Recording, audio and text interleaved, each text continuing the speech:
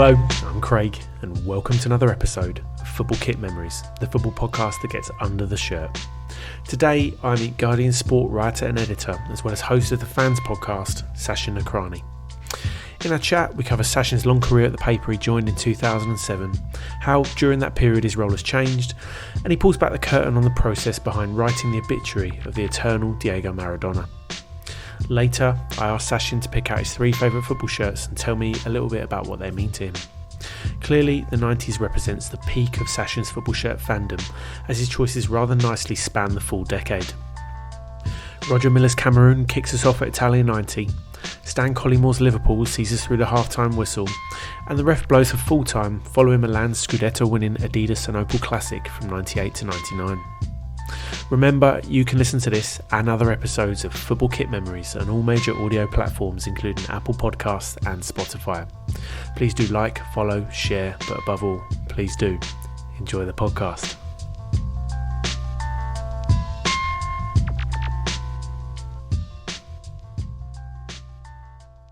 Okay, so today on the podcast, I'm joined by Guardian sports writer and host of the fans podcast. It's Sachin Nakrani. How you doing, mate? I'm very well. How are you? I'm very well, thank you. I'm delighted you found the time to be on, mate. Really been looking forward to talking to you. My pleasure to be on. Thanks for asking. So Sachin, there's loads of stuff I wanted to talk to you about, but the first thing I kind of wanted to start on is that you're a writer and editor for Guardian Sport. What exactly does that entail? A bit of a jack of all trades, really. So I haven't got a very defined role. So I'll go back a fair bit. I joined the Guardian in October 2007. Oh wow, long time. I've been there. What was that? 14 years. Coming up to 14 years now. I'd worked in local papers up until that point for 4 years, having qualified as a journalist in 2003. And I worked for 3 different local papers up until 2007. So in sort of 4-year period, I sort of moved quite a lot. Right. Always wanted to be a sports journalist, but was struggling to get in. And I was working as a news journalist, and then sort of given up on being a sports journalist. And then a friend of mine told me that the Guardian had a sports trainee scheme where every year they took on a sports journalist and gave them a chance. And I thought, well, that sounds amazing. So I applied for it, not thinking I'd get it, because I knew thousands of people would go for it, and I was lucky enough to get it. So my first year, so essentially the 2007-2008 season, I joined quite soon after that season started. I was just a full-time writer. They threw me at games, just covering Premier League football almost from the start, press conferences, doing interviews. I mean, it was just an amazing whirlwind experience for someone who up to that point had very little sports experience. I had a bit, did a little bit of freelancing when I was working as a local news reporter, but not a lot. So it was absolutely unbelievable. And then sort of the autumn of 2008 came along, and my contract was up. I was and they took on the next trainee. Yeah, there's a lad called Mikey Stafford now. He's an Irish lad. He now works in Ireland, back in Ireland. And my contract was up, so in theory I was out. But I was desperate to stay. I loved it, so I kind of harassed the boss a bit to see if there's any chance of me staying. I knew he sort of was happy with me and thought I'd done well. So I got a job working as in the office, basically as a sub editor. So instead of writing, I was reading copy and writing headlines and all that sort of stuff, which I didn't mind too much because it was a full-time job at the Guardian. And I just thought, I'll keep sort of, they know I can write. So if I keep coming up with ideas and volunteering to come and cover games, I'll hopefully get a chance. And that sort of happened, and I was combining the two. And in a way, that's what my life's been ever since. Now I work on the main commissioning desk. Okay. So I do various roles. So I edit the actual print section of the paper. So if you see the sports pages in the paper, at least once a week, sometimes twice a week, sometimes more. I'll have edited those. I'll have decided what's the back page, what goes inside, how we present stories. Right. And often I'll work on the commissioning desk. So I'll come up with ideas for articles, and I'll liaise with the writers over what to do. And once the articles come in, I'll read them and edit them and check them and stuff. Right. So various roles, and still sort of write. I don't write as much as I used to. I used to have a real hunger for writing, but 14 years in now, I lost my enthusiasm for writing slightly. No specific reason. I don't know what you think about this, but I think there's so much football journalism now. It just feels like every time I sort of check Twitter, during the day, there's about 800 articles doing the rounds, and my sort of mindset now is that unless I've got something fresh to offer the world, I just don't think there's any point. There's no point in me sitting down and writing an article about why like Ruben Diaz is the best centre back in the Premier League. There's like, there's a million articles along those themes or whatever. So I think unless I've got something especially unique I want to write, or I like doing interviews now, so I try and interview interesting people. Yeah. I interviewed a comedian, Tom Allen, a few months ago now, who after he'd done quite a funny stint on Soccer Saturday, doing a bit of sort of that Chris Kamara role. Yeah, which I'd caught on telly just before Christmas, I remember it was. And I'm big, I think Tom Allen's great as well. So I managed to hook up an interview with him, and that was great. And he was a lovely bloke, and the interview was well received. So if I can do something a bit different, a bit quirky, that's what I tend to do these days. But yeah, mainly working in the office, and which I quite enjoy. Yeah. So one thing I was going to ask you about, I noticed that your byline was on the obituary for Diego Maradona last year with Sean and Ukigoni, who was in Argentina, right, reporting from there. What's it like getting a gig like that, mate? Like that's such an article to write, right? Yeah, there's a bit of a backstory about that. So I'm going to sort of pull the curtain back and allow you to, sort of learn about one way we do things. And I'm sure this is the case at other newspapers as well. So a while back, a few years ago, our former sports editor then, a guy called Owen Gibson, who's now sort of been, used to be a writer, and then he became our sports editor. Now he works on the main section of the paper. He sort of took me sort of to one side one day, this a few years ago, 2017, 2018, I think it was around that time, and said, look, we need to organise we call it quite sort of brutally our death packages. And what that is articles we will run when sporting icons die. Oh, wow. So, certain absolutely world famous, global, really important sports people, when they die, you are going to do a lot of coverage on those people, and you want to kind of be ready, because when you don't know when they're going to die, and when they die, you want to be able to have pieces that can go sort of within 24 hours. And what if the writers that you want to write those pieces, Barney Ronay, Jonathan Liu, or Don McRae, whoever, what if they're not around, or what we can't get in touch with them, and also when that person dies, we want to get a story up as quickly as possible, to say so and so has died. So he basically tasked me with organising it. We had sort of a few bits in the system, a few tributary pieces and whatever, but it was all a bit kind of vague and not well organised. So he sort of said, look, can you organise it? So that's what I did. And so I sort of decided which icons we were going to do packages for. Yeah. And I organised what we actually had. And then I thought about what we actually want to have on each person, and went about commissioning writers to write pieces. When these legends leave us, it's going to be a huge moment, and we want to be ready to pay our own tribute to them and have really good writing, really good articles, really good sort of picture galleries on them, really good bits of audio and visuals and all that stuff. So anyway, so to answer your question, so yeah, Maradona was on the list for obvious reasons, arguably the greatest footballer of all time. And so we had Jonathan Wilson, who's obviously an expert on South American football, got him to write a fantastic tribute to him, which kind of then went into cold storage. Right. And we had a few other pieces, and in line as well. I think Scott Murray did something and what have you. And I wrote the news story. I took it on myself to write the news story that would go immediately on our website when Maradona died. Like, it would just be ready to go. All you need to add is like the date and how old he was, and any other sort of bits that might have come out at that moment. Yeah. So again, I wrote it ages ago. I wrote it like 2018, that story. Right. And it's just been sat in cold storage. And then I remember, weirdly, I was sat home watching Batman Returns with my wife. During lockdown, we were just kind of like, we had both had a day off. It was like a Wednesday, I think. Yeah. And we were watching Batman Returns on, the one with Danny DeVito, Michelle Pfeiffer. And then I got like a message from my boss or something, I can't remember who, saying, Diego, there's reports in Argentina that Maradona's died. Is your story ready to go? Right. And I was like, yeah, I think so. So anyway, I sort of left the telly and went upstairs and turned my laptop on and just checked the story and made sure it was all in decent shape, and said, yeah, look, if those reports are true, this story's ready to go. All you need to add is, his age and stuff. It's ready, because I was off that day, so I left it to the office. So yeah, the stories were true. I remember it sort of around the afternoon, the rumours were doing the rounds, and then by sort of early evening, it had been confirmed. I think that was right. And they launched the story. So yeah, I had quite a long, extensive story up as soon as it was basically confirmed. Yeah. Up on the Guardian's website saying Maradona died, with my byline, which was obviously an amazing thing for me, and it got a lot of traffic and a lot of hits and comments. Yeah. And then Sean, who's actually our news correspondent, he then, once it then became a more fuller story, reacting more to the on-day stuff with tributes from relevant people, famous people. and bits of news from Argentina. Sean sort of fed that in, and then, as I said, there was an Argentinian journalist thing, they fed stuff in, so it became a sort of 3 byline piece. But the very first version that was on the website was me, from something I'd written a couple of years earlier. One of the things I wanted to ask you, having been at the Guardian for a long time, you must have seen the print business in general, and you talked about the kind of competition, the level of kind of people that are writing articles about football. You also get like fan media and stuff. Things must have changed a lot, I guess. You must have a lot of increased competition.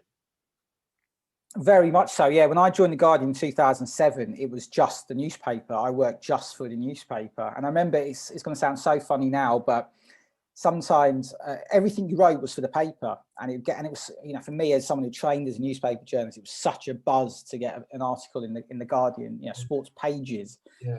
And occasionally you'd write something and it wouldn't make the paper, like they'd run out of space, or they just didn't decide it was quite good enough for the paper or whatever. And I remember, like, my editor would say, that's not going to make the paper, but we're going to put it on the website. And my sort of shoulders would drop. I'd be on the website, because it was just this kind of thing that they didn't even, they were in a different building, the web team, and there was kind of this gang of sort of 20-year-olds that nobody, these kind of kids that nobody knew about and didn't really care about.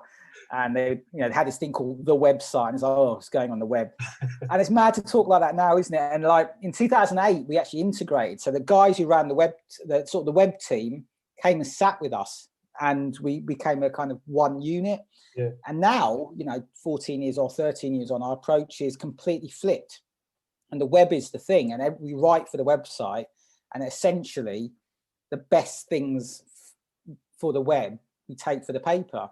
Right. The paper's still important, and we still pride ourselves on a beautiful looking paper in it, and it still sells reasonably well.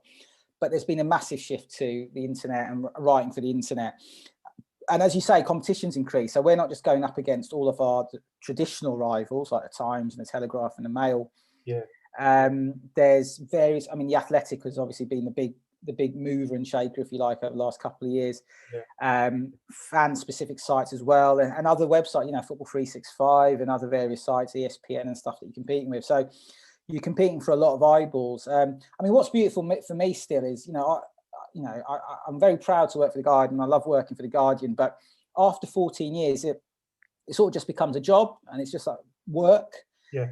But then you get like occasional reminders of what a big deal the Guardian is. And like, I'd like to tell you a little story. A few weeks ago, we commissioned a freelance rugby writer to write a rugby piece for us. And sort of she wrote it, she filed it. And then I sort of emailed her back to say, thanks for the piece. Yeah, all good. I've made a couple of changes, blah, blah, blah. But yeah, it's all good. And she was like, oh, great. She's like, is it going in the paper tomorrow? I was like, yeah, it's going in the paper. She goes, I just can't believe it. Like, I'm going to have a piece in the Guardian. And it's like, yeah, you are. Yeah. And like, she was just so excited. And it sort of reminded me, it was like, yeah, people really care about being in the Guardian. Whereas for me, it's just work, and so that's really special. And so I still think, even though we've got a lot of competition, or increased competition than we did 14 years ago when I joined, I still think we're a big deal, and we're still keeping well and truly keeping our head above water, and we're still a title that a lot of people respect. So it's harder to kind of get eyeballs on your work, but I think ultimately we're still doing reasonably well. We're doing very well, to be honest. So no massive problems from our point of view in that sense. It's a great brand, isn't it? A trusted brand, and it's just celebrated its 200th anniversary, isn't it, as well? So, very recently, been around a long time. So Sachin, as well as your work with The Guardian, you also run, or you're involved in a couple of podcasts as well. Fans is a podcast I wanted to talk to you about. So you speak to interesting people about their experiences as a football fan. You've had some amazing guests on there, like Andy Goldstein, David Baddiel, Kelly Cates. How did that all come about? Yeah, just a complete self-made thing. So I got maybe like yourself. I've got massively into podcasts over the last few years. Just really become a huge part of my life. I sort of have 6, 7, 8 on the go. Not like I don't listen to every episode of every podcast, but I've always got 2 or 3 that I need to listen to, and a mix of football and sort of movie and comedy ones. They're sort of the big 3. Yeah. And I just love them. I run quite regularly, so I'll always listen to a podcast when I run. I listen to them pre-COVID. I used to listen to them on the way to work. I still go into the office occasionally, so I'm still doing that. But sometimes I just sit at home where I'm sat now in my spare room where I'm working from, and have one on with a cup of coffee or a cup of tea or whatever. And I just love them. I'd done a bit of podcast hosting a few years back for other people. Okay. And I'd been a guest on the occasion one and stuff. But then I decided, well, actually in 2018, me and a friend of mine set up a comedy podcast. We're both sort of big sitcom fans. Okay. It didn't last very long. Won't bore you with the details, but yeah, it sadly didn't last very long. But I really got the bug for doing a podcast and like having my own podcast. And so when that fell through, and that was in the summer of 2018, I decided I wanted to sort of get back on the horse and have my own. And I had to teach myself, because when I was doing the comedy one with my then mate, he did all the technical stuff. My job was kind of organising guests and stuff, but he did all the technical work. So I didn't know how to edit a podcast and stuff. So sought advice from a few people and basically taught myself. I don't know. I mean, I use Audacity. I don't know what you use to edit on, but GarageBand I use. I use GarageBand. Yeah. Well, I started. Yeah, look, 2 or 3 people, because I'm just not very tech savvy. So I sort of said to a few people like, look, do you know a good program that's quite easy to use? Because I'm not really good with all the sort of tech stuff. And like they all said Audacity is the one for you. And it was meant to be like my starter editing program. I'm still using it because it's just so easy and convenient and does the job. So yeah, if there's anyone listening to this who's sort of thinking of going to podcasting, use Audacity to edit and record. It's very easy to use. So I taught myself how to edit and produce, bought all the kit, relevant kit and stuff. And then I set up one podcast with a friend of mine, Lindsay, called Is This Thing On? And it's like a lifestyle podcast, and basically involved us sitting in a pub and having a drink and a chat and with people. And that basically had to stop because of COVID, because obviously couldn't go into the pub anymore. So then I was a bit of a loose end, and I sort of didn't want to do a football podcast because again, like with the journalism, I was like, all bases seem to be covered. And I thought, unless I've got a really good idea, I don't want to do anything. And something that's a bit different. And I've always loved fandom. Football fandom for me is my sort of real kind of buzz with football. Like some people are well into sort of analytics and data, and others are into like transfer talk. And we all have a bit of everything, but I think people have sort of one thing they're really into. I've always loved football fandom. I consider myself a match goer and a fan more than a journalist, football journalist. Right. And I love kind of people's origin stories of why they support the team they support, and the games that mean the most to them, and the sort of the funny moments they've had at grounds or watching their team, and the players that mean the most to them, and the players they hate the most, and all that stuff. And then it just dawned on me. I thought, there probably is a podcast out there where people talk about football fandom, but I don't know of any.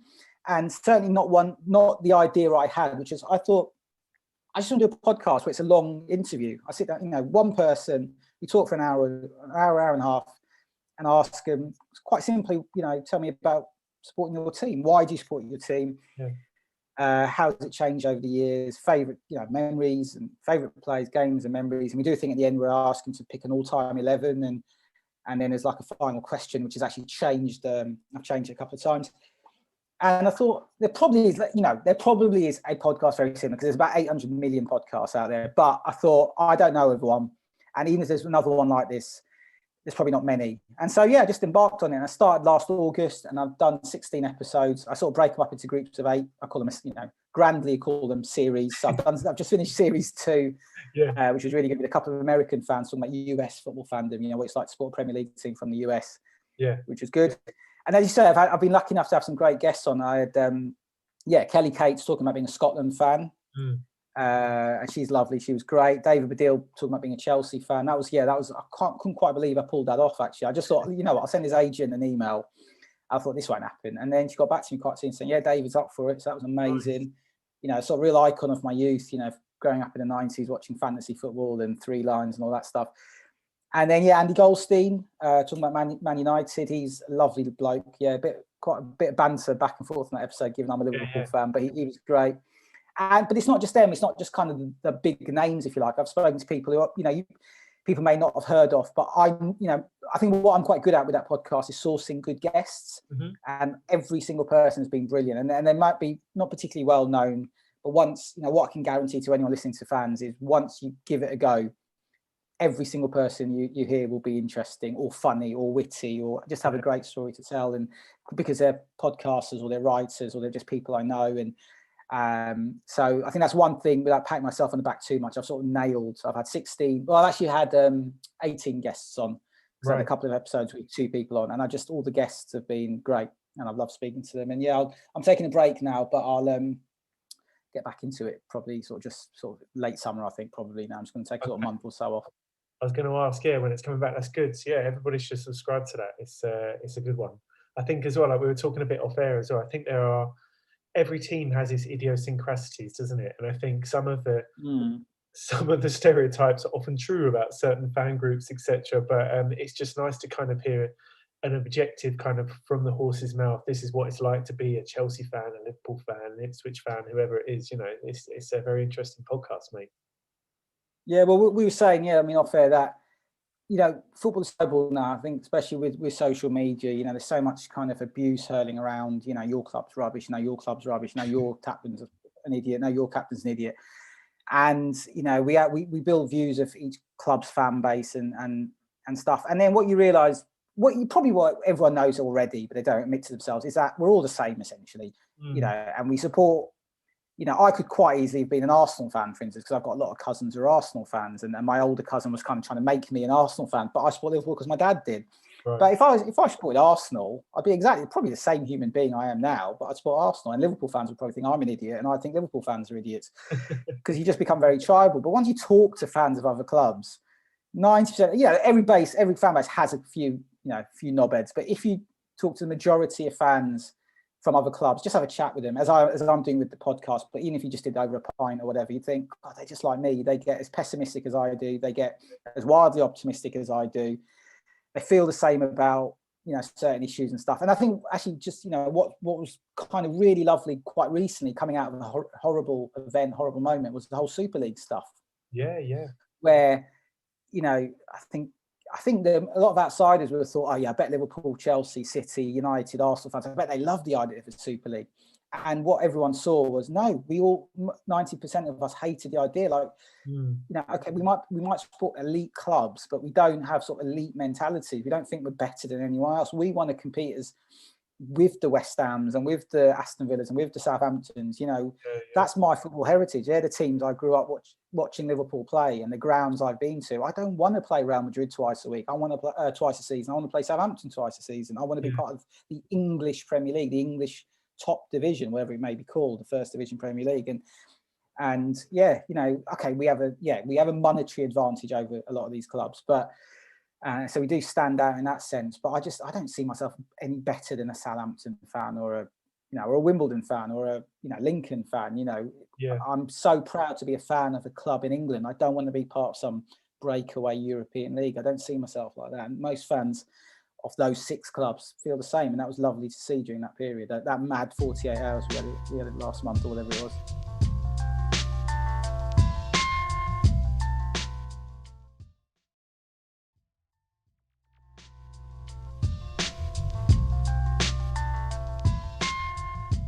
Hi, it's Gordon from The Tartan Scarf. I am sure you're absolutely loving Craig's Football Kit Memories podcast. Now, Craig has kindly given me the opportunity to drop in and promote my upcoming episodes of The Tartan Scarf podcast, available wherever you get your podcasts. I've got 3 really good interviews lined up, speaking to experts on Scotland's Euro 2020 opponents, Czech Republic, Croatia, and of course, England. It's going to be a good summer ahead. I would love it if you would come over and join us. But for now, back to Craig and the show. I ask everybody the same question on the podcast. What do football shirts mean to you? It's a good question. I think when I was a kid, like a lot of people, when I was a kid, I loved them. Yeah, I wouldn't say I was obsessed with them or anything, but they, everyone sort of remembers their first kit and stuff. And I think when you're a kid, it's the way you immediately connect with your club. I started supporting Liverpool when I was 8 years old. Right. I was from North London. There was no way of me getting up to Anfield. My dad was Liverpool fan. I supported Liverpool because of my dad, but he was never going to take me to Anfield. I couldn't go on my own, obviously, and I'd watch him on telly. But in terms of connecting with the club, I didn't have the connection of being a match goer. I didn't go to my first game until I was 11 in 1992, right. And that was with my uncle. And I'm not from the city and stuff. So the way I connected with the club was to buy a shirt. And I remember getting my first Liverpool shirt. It was that classic candy one with the sort of white flecks on it. Yeah. The one we won the league title in 1990. And it was like, it was connecting with the club, and it was feeling sort of connected to the players, because that's the shirt John Barnes wore, that was the shirt Ian Rush wore, that was the shirt Alan Hansen wore, whatever. And so I felt connected to the team. And yeah, just the aesthetic of shirts. I mean, football shirts are beautiful. Like, they're sort of amazing. Like, they're not seen as items of fashion, but if you think about it, it's absolutely remarkable that in England alone, there's 92 tops that are all sort of different and unique and have patterns on them and really interesting badges on them, and different sort of style collars on them. I mean, I'm not a fashionista at all, but you can make an argument that football tops are, as a collection of items, are as interesting from a fashion point of view as anything you'd see at the London Fashion Show. They're just sort of utterly fascinating. And I think people from different eras say, "Oh no, the tops during my childhood and my adolescent years were the best." People from the 70s, think the simplicity of that era, theirs was the best. And people from the 90s, like myself, probably think, we've got the best ones. And people who are 20 now think, nah, they've never been better than they are now. But the universal thing is, they're always kind of great. And even the bad ones are great. Like the bad, that we remember the really awful football, tops like that Chelsea grey and orange one from the sort of mid 90s, and United's famous grey one and things like that. And again, it's kind of a way of stitching football together. Like Brazil will always, unless they do something absolutely mental, they will always wear yellow and green. And so it's kind of, in a way, we're all traditionalists, and football sparks a lot of nostalgia in us. And, when we think about football, we don't, I'm very much like this. I think about the past as much as I do the present or the future, and the games I've seen and the memories I've had. And the way you connect the past to the present and future is through kits often. So Brazil wore a yellow and green top when I first saw them play in 1990, and in 2021 they're still wearing yellow and green top. And there's something brilliant about that life changes, and there's things can be erratic and wild and unpredictable, but Brazil will always wear a yellow and green top, and there's something really reassuring, and it allows you to connect with those wonderful memories you had when you were a kid as well. So quite a long-winded answer, but what I should say is to sort of be a slight downer on football kits. It's not really a downer, it's just a personal thing. I haven't worn a football shirt since 2006, I think. Wow. I wear it when I play. Well, I wear it when I play seven-a-side on Thursday, but I haven't bought a Liverpool shirt since 2006. Right. And I'm 40 now, and I just think I'm too old for football shirts. And I do think men of a certain age, I'm not saying don't buy one, but if you look a certain way physically, I think you can look a bit daft wearing a football shirt. And I think you get to a certain age, we just got to stop. And I very much see myself in that mold. So I don't wear them anymore unless I'm playing, I say seven-a-side. I don't wear them casually at all. But when I was a kid, I loved them. I used to buy every new Liverpool shirt. At that time in the 90s, it was every 2 years, obviously. It sort of lasts probably quite a long time now, probably 15 years, maybe longer. It's because there's a new top every year. But when I was a kid, it was every 2 years. And whenever Liverpool had a new top, I'd get one. Nice. Well, look, let's talk about your first choice that you've chosen today. So this is the Cameroon home shirt by Adidas. It's worn at Italia 90 by Mr. Roger Milla. How come you picked this one? It is. Yeah, so one thing I've done is, so you asked me to pick three kits to talk about, and I've picked one from right at the start of the 90s, one from the bang middle of the 90s, and one right at the end of the 90s. Nice.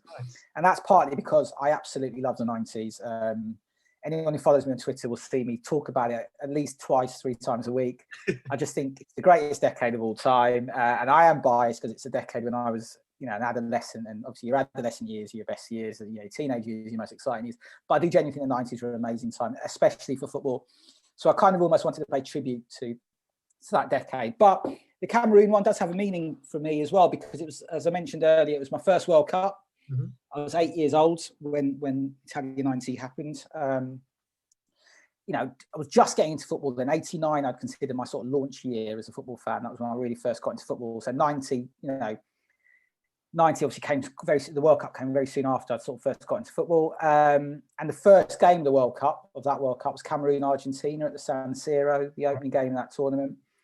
And, I was 8 years old, and up to that point, I'd sort of just watched club football. I hadn't really watched international football.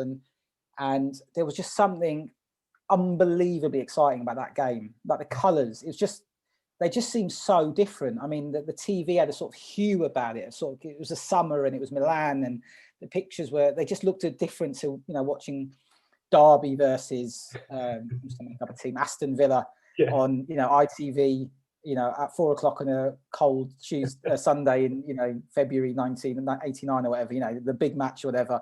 It looked completely different. And what stood out of that game in terms of the kits, I mean, Argentina were playing, obviously, and they were the world champions. And I was excited about seeing Maradona, but my eyes were transfixed by Cameroon. Their kit was just unbelievable. I mean, it was green shirt, yellow shorts and red socks. I think that's right. Red shorts. Yeah, that's right. Red shorts and yellow socks. Really bright, vivid colours. There was no team in England wearing green, red, and yellow, and they just stood out. And obviously, they carved out an incredible victory as well. Probably still the biggest shock in World Cup history. They're a team of journeymen from the second. Essentially a team of journeymen from the second division of French football. Yeah. When they came to the World Cup, they've been fighting, basically. There's a lot of internal divisions in that team. They were playing the best international team in the world with the best player in the world.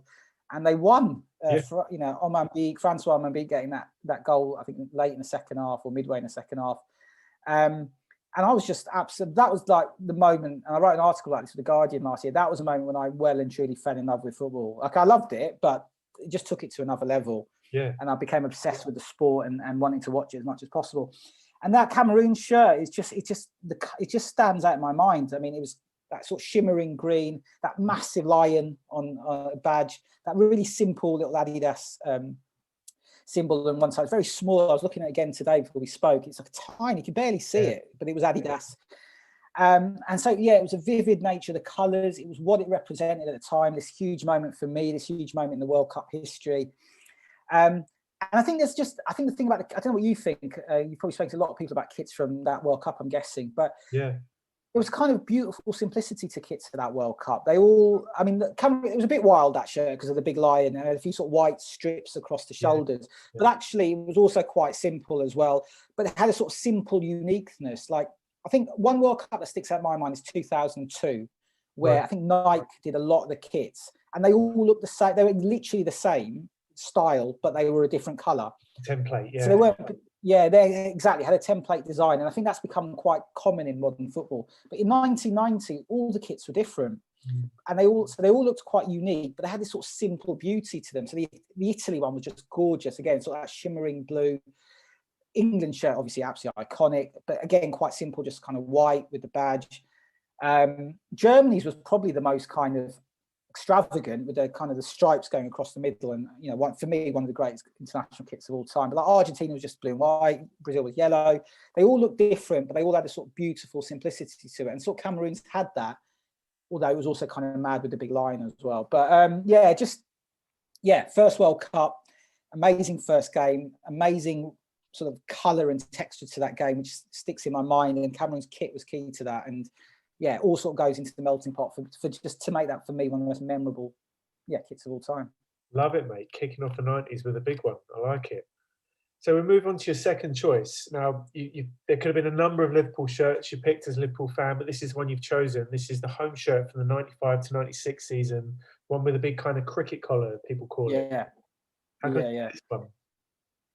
So it's I sort of, again, on Twitter, I joked recently that it's the greatest Liverpool kit of all time. Tongue-in-cheek, really. I think for me, my favourite is probably that one I mentioned earlier, the one from 1990, my first ever Liverpool kit, the one with the white flecks, the candy one. I think just iconic, great top. But I picked this one, again, because I wanted to do that sort of staggering 90s thing. But also, I do genuinely think it's a great top as well. So as you said, it's the one that's got the big fat white cricket collar. It's the one when the famous 4-3 against Newcastle, Collymore closing in that game. It's that top, if anyone kind of wants to visualise it. So it's got the big fat white cricket collar. It's got an amazing badge, really kind of quite sort of detailed, embroidered badge, quite big as well. It's Adidas, so it's got the 3 stripes. It's kind of got sort of netted feel to the kit, which is quite lovely. It's really thick. The material's really sort of rich. It's got a rich redness to it, quite thick, dark red. And I always think Liverpool kits that are dark red look really quite stunning, I think, sometimes. And the material's really thick as well, quite luxurious as well. So it's just aesthetically a great top. It's actually not a great top to wear. Like, it's all right to wear casually, but to play football in, I always thought must be quite heavy on the players, but I mean, but obviously they played in it. But yeah, so it's a great top. It was worn by one of my favourite Liverpool teams. They weren't the best by any means, but they were that sort of swaggering Roy Evans team of the mid-90s, the Fowler, Collymore, McManaman team. Barnes and Redknapp in midfield, the team that beat Newcastle 4-3. They were a flawed team defensively, but going forward, they're absolutely amazing.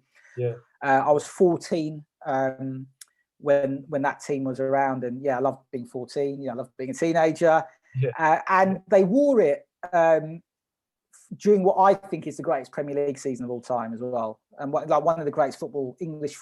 People want to talk about. I'm not trying to say football started in 1992 and all that. I think genuinely one of the greatest English football seasons of all time, which is the 95-96 season.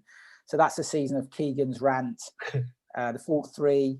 And just sort of loads of really great foreign players being in the Premier League. It was that wave of foreign talent. It was sort of when they were at their sort of most exciting and new. So you had like the likes of King Clancy and Tony Yeboah. Bergkamp, I think, had just arrived in England. Cantona hadn't been there long. Klinsmann had been there for about a year. So football's just so exciting. And that season obviously was so dramatic with what happened to Newcastle.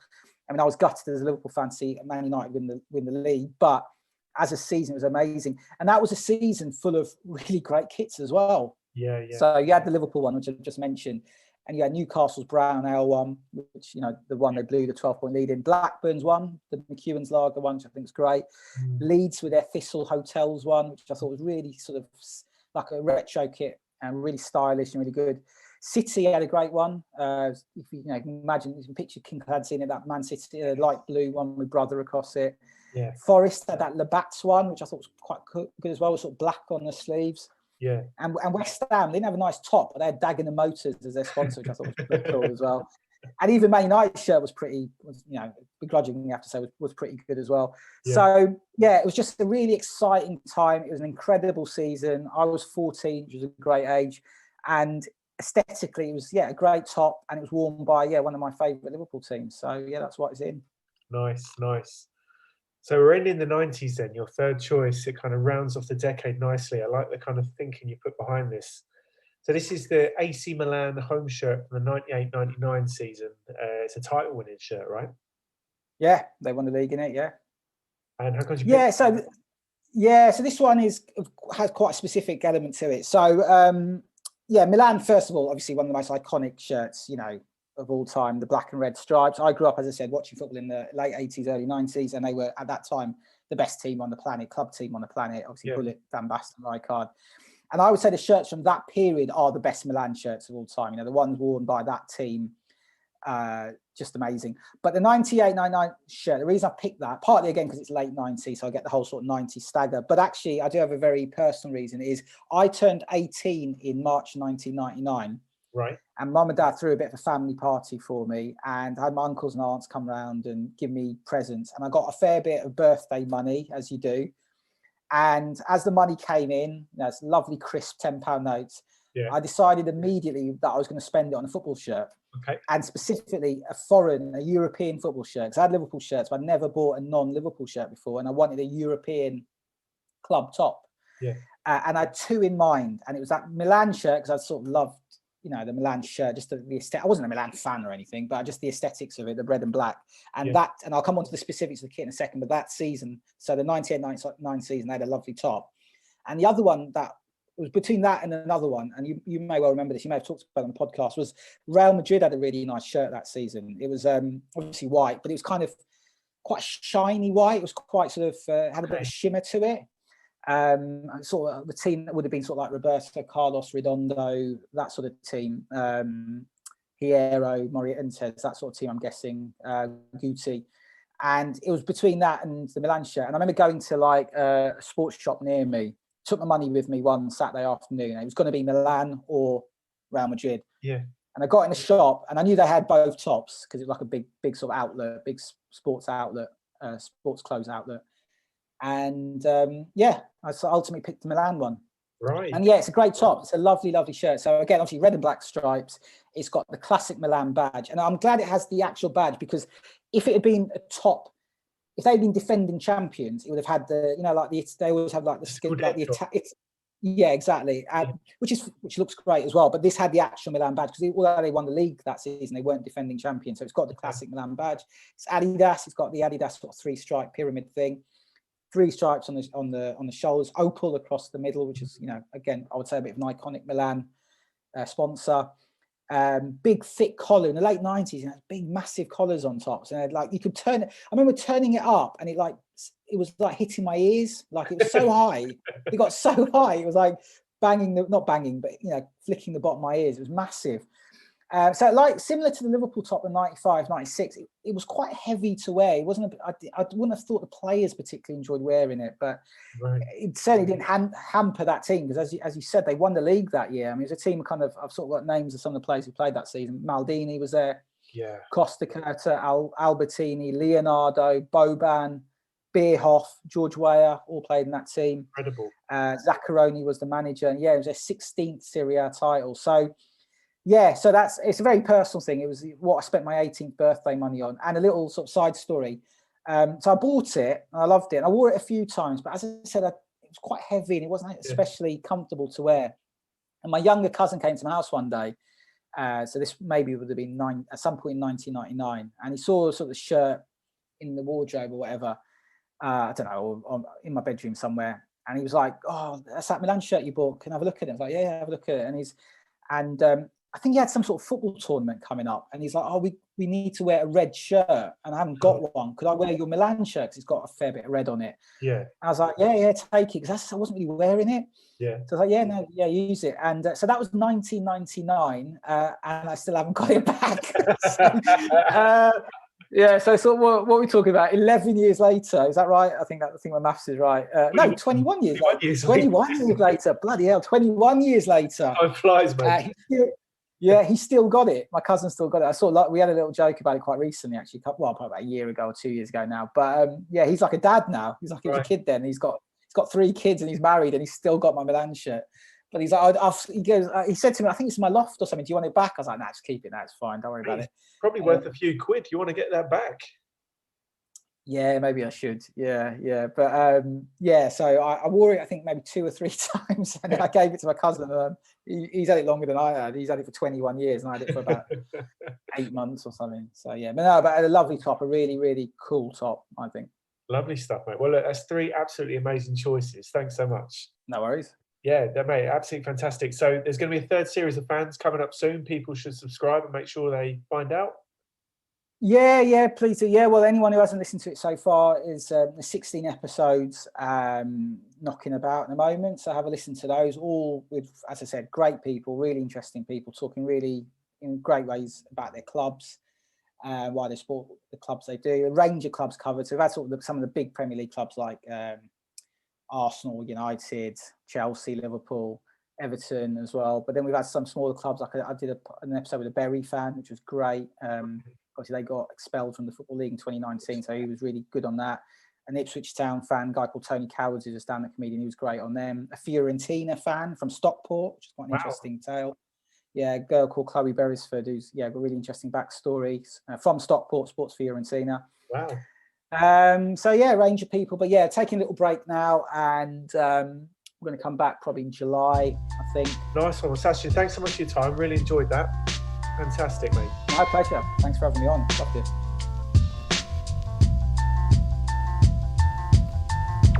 So there you have it. A massive thanks to Sachin for sharing his football kit memories with me. You can follow me at my own collection on Instagram or get in touch via Twitter or email. Don't forget to follow Sachin too, and also subscribe to his podcast, Fans. The music you heard was written by Eva Led. You can check out his music on his Bandcamp. There's links to everything I've mentioned in the notes section. And finally, thanks for listening.